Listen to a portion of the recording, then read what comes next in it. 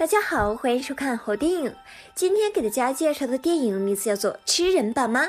影片介绍的是一个名叫杰克的小男孩，他长得很瘦弱，他的爸妈都是肉食主义者，每顿饭都要吃肉，可杰克却并不愿意吃肉。这并不是因为肉不好吃，而是这肉红得吓人。杰克从来没有看到爸妈买肉，却天天都吃肉。那这些肉是怎么来的呢？杰克不明白，觉得这里面肯定有不可告人的秘密。他还经常梦到自己掉进血水中，他非常害怕。杰克家后院有个神秘的地窖，但是杰克却不知道里面是什么，爸妈也从来没告诉过他。一天夜里，杰克起来上厕所，却恍惚看到爸妈在吃着什么。妈妈看到他后也吓了一跳，便赶紧把他抱回了房间。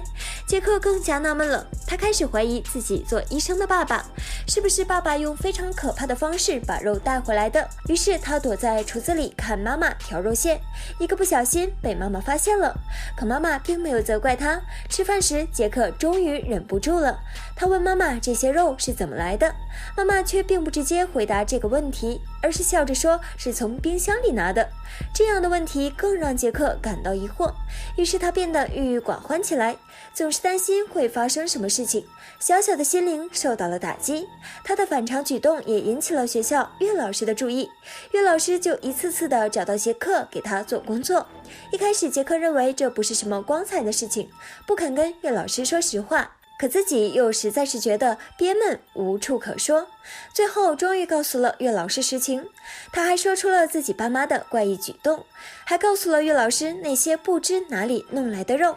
带着诸多疑惑的岳老师决定到杰克家做家访，没想到岳老师和杰克居然从地下室发现了一具死尸，吓得杰克赶紧跑到了房间。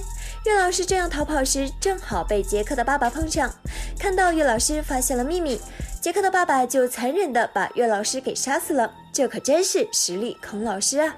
岳老师实在是好可怜啊！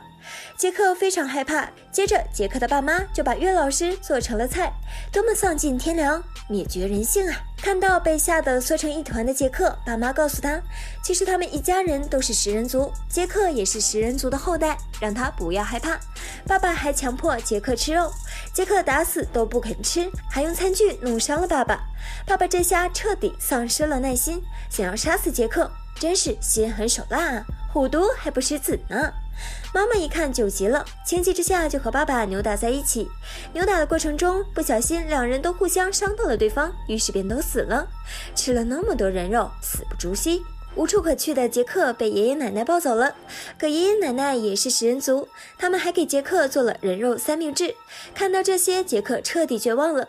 好了，以上便是本期好电影，下期节目同样精彩，小伙伴们记得关注观看哦。